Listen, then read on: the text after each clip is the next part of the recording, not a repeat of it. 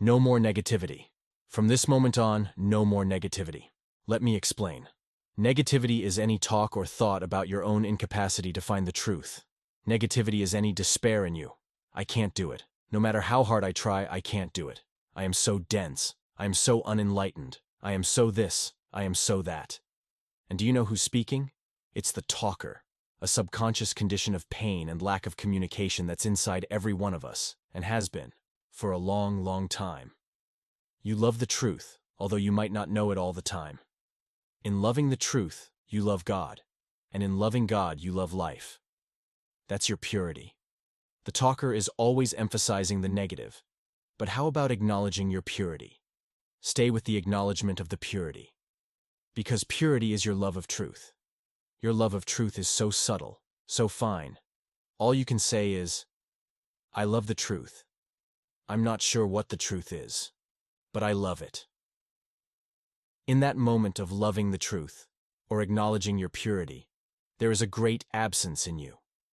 You don't know what you are loving. You don't know who's loving. All you know is, I just love it. I will never give up because I can't stay away from it. I just love it. That's the purity of love. That's the purity of humility. That's the purity of giving up the talker, the negative one. You love something. Something inexplicable. You truly love it, and you've never been able to give it up. No matter what you do, somehow or other it keeps calling you back. The power in meditation. The purpose of meditation is first of all to reduce yourself sufficiently so that the mind stops and you can get into the now. Then you can start to sink down into your unconscious with your attention. What we are doing in meditation is getting access to the reality in ourselves. That reality is unique in each one of us, and, through each of us, it will reveal the reality that is necessary for this world. But we cannot know what our particular reality or role in the world is until we know ourselves. We all have expectations of what we should be, or what other people should be, so we assume what our and their reality is, and usually get it wrong. So meditation is the process of getting down to a reality that is never shaken again, so that we never have any doubts that we are being true, so that we are true to our reality, what we are, and not to our idea of ourselves. So we sink down and get stiller and stiller, first through a disciplined process of sitting meditation, and secondly, through meditation as a way of living. Unless your meditation is integrated with living meditatively each day, the mind will start to become active again. The meditation I teach is a total, integrated way. It doesn't just consist of sitting there. You must know why you are meditating, what it is about. So a right time to meditate is when you are disturbed. Get down there inside yourself and see what the disturbance is about. What is it in you? And who is it? And you might say, oh, I can't love that person. Well, you don't have to love anyone. But you do have to have the love in yourself enough to say, I am not going to have anyone locked up inside of me. I am going to love enough to let you go. I free you. And if you can do that, you will start to relax. Love brings freedom. Free the people inside of you who disturb you. That is freedom. When they are gone, you are free and in a state of love. If you pursue this meditation, you will grow in freedom and love because you hold no one and nothing inside of you. But only if you hear the truth of it. For the truth is real power, the power over yourself. In the love of God or Source, there's no object to love, so no personal choice or action is involved. This means that at the deeper level of devotion I'm speaking of, the usual utterance of words is superseded. What can this extremely rare state or place be described as so as to make sense? It is activity. A continuous, ongoing, subconscious activity, which follows on naturally from being truly grateful. Bear in mind that activity is not the same as action. Action is personal and disjointed. Activity is general and inevitable. If you look around you at this moment, and this is part of the exercise of realizing devotion, you'll see that there is an infinite amount of ceaseless activity going on behind all the personal actions. Time is passing, leaves are moving, the heart is beating, breathing continues, noises and traffic don't stop, insects and birds sing, human voices seldom are not heard, people are constantly coming and going, the starry heavens keep turning, and life and death go on unimpeded by personal choices and actions. True devotion is part of this ceaseless impersonal activity, and as such, is pure unadulterated worship of the mystery of God. Finally, the whole of what appears to be the body, will be resonating with the sense of this divine love without words or contraction in the throat. A complete inner activity of extraordinary intelligence beyond any personal involvement. And there is no priest or image between you and your love. For what you are loving is the unnameable mystery called God, your own being, or self. All mystics in the process of realization must eventually pass through the state of no experience, remaining consciously aware of what is happening. That is the difference between the mystic and the mental patient. Mystics may have abnormal perceptions, higher knowledge, and transcendent experiences, but their normal faculties remain intact. They are able to adapt their behavior to acceptable standards within the normal frame of reference, while seeing things as they really are. In extreme cases, this requires a delicate balance. But the living of that balance may produce a teacher of truth. The absence of relationship, which causes schizophrenia, is an uncontainable loneliness, and a person who is not sufficiently prepared to undergo it may go insane, be unable to return to normality at will. But mystics who go through the schizophrenic experience are able to maintain their equilibrium because their progress along the way, described in this book, is a preparation for it. The Lord. Each of you on the spiritual path has been in what I call the absence of experience. That is, there come these times of aridity in which you can get no experience from what you're doing. You go out to a party. You get no experience, no feedback, no excitement. You're with your friends. Nothing's really coming back to you. You're getting no experience. It's not loneliness. It's just no experience. And the mind doesn't understand it and tries to flee from it by trying to get some experience, which it cannot do. That is the Lord. It is utterly impossible to find God on the spiritual path without first being able to face the Lord.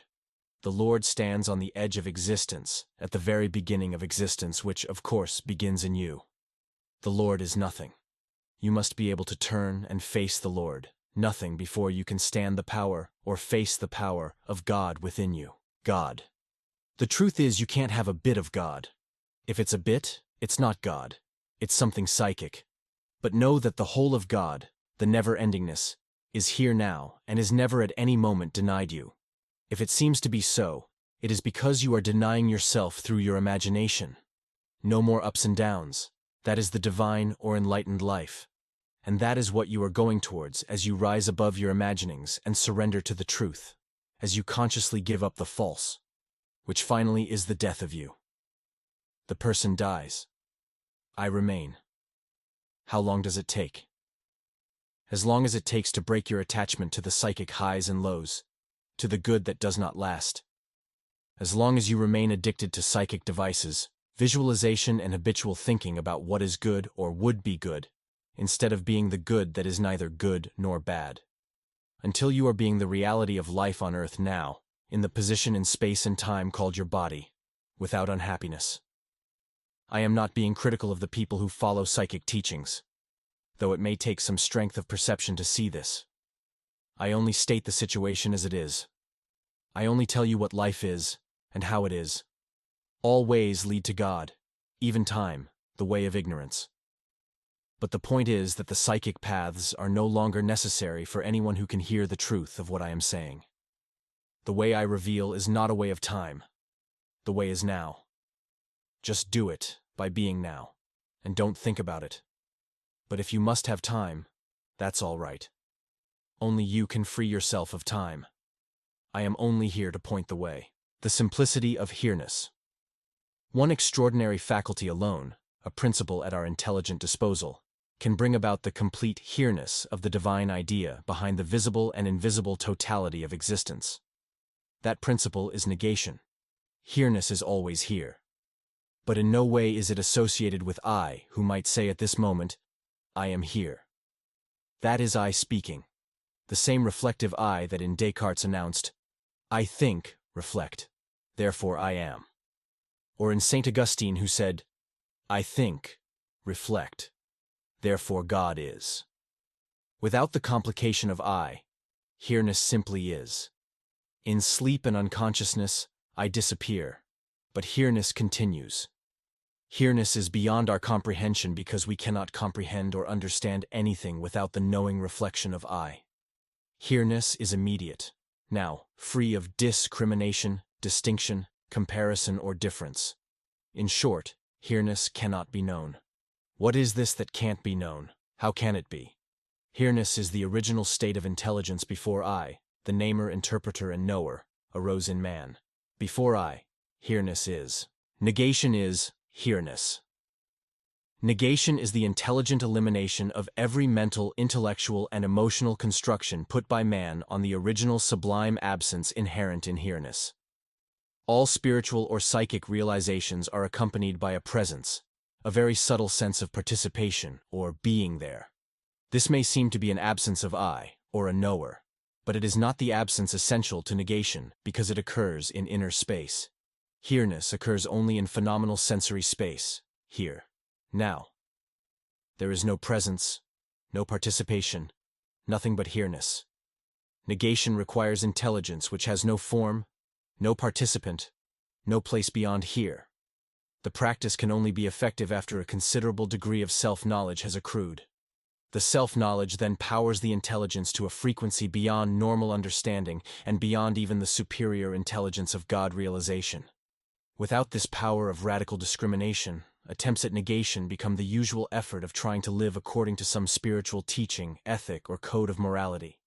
Negation also presupposes that the individual has been intelligent enough to get his or her external life right, so that no area is disturbing. This requires considerable discrimination, since it is normal to gloss over such difficult areas because of fear of the consequences of taking right action to eliminate the problem. Negation will make sense to anyone of reasonable intelligence. But the power and strength to live negation as a way of life depends, as mentioned, on the degree of self-knowledge. Without that level of self-knowledge, negation will merely make intellectual sense. But it must be said that many individuals are practicing partial negation due to different degrees of self-knowledge. Negation makes sense because it is concerned only with eliminating the problems in the life. This is everyone's aspiration anyway. But it seems that no one has ever described the right practice of negation without giving it a positive value which it certainly does not have. Spiritual paths, ways, and ideals all fall into this category. Anything positive attracts a negative. And so even the most altruistic and moral teachings presenting a positive way of living unavoidably introduce the negative that abounds in all moralistic codes of behavior. And of course, all spiritual teachings, from the Eightfold Path of the Buddhists, through Christian love, to the doctrines and practices of Islam, Judaism, and Hinduism, are divergent, and inevitably their adherents have a record of fighting and killing each other. Beginning negation. The reality of negation begins by discontinuing efforts to follow or conform to any spiritual teaching, and then negating or dissolving mental reference to concepts associated with a spiritual path, or emotional identification with such feelings. These manifest as what should be done and shouldn't be done, instead of simply doing as you do. The reality behind such negation is obvious in everyone's living experience. Trying to follow or conform to expectations, either your own or someone else's, be it those of lover, partner, parents, or children, is one of the main causes of discontent and unhappiness in everyone's life. Spiritual expectations are no exception. The spiritual expectation, promoted by Christian dogma, is that suffering is good or holy when it is obvious that suffering can never be intelligently regarded as good. The only right suffering in the natural life is in dissolving attachment to your own and others' expectations, trying to live according to another's rules. When the negation is complete, no more troublesome thoughts or emotions arise, and in the resultant stillness, there is the clear perception of the divine reality, or idea, behind life on earth and your assumed existence. Here-ness. In here-ness there is no participant, no being, no reference, just the pure intelligence of what is. Negation. If you look at my teaching, it is always eroding everything that is presented. I erode. That is the practice of negation. So if I talk about another master, I acknowledge his reality, his nothingness, which cannot be eroded, for that is the truth. But anything that does not get down to the truth of the matter, the subject of the matter, which is the individual hearing my teaching now, anything that does not get down directly to that life, I erode. and I erode by the practice of negation. Anything that you read of mine, although being very practical and in that way projective, is aimed at the practical living of life. Anything that is intellectual, any stance that is taken, I will negate. I will reduce everything down to nothing, including myself. I also say in my teaching that you have no need of Barry Long. It is not Barry Long's truth. Indeed, it is my truth as I present it to the world. But as soon as you see it and realize it as the truth, it is your truth. Just live it, be it, and you don't need Barry Long. Barry Long disappears, is eroded, and I negate myself.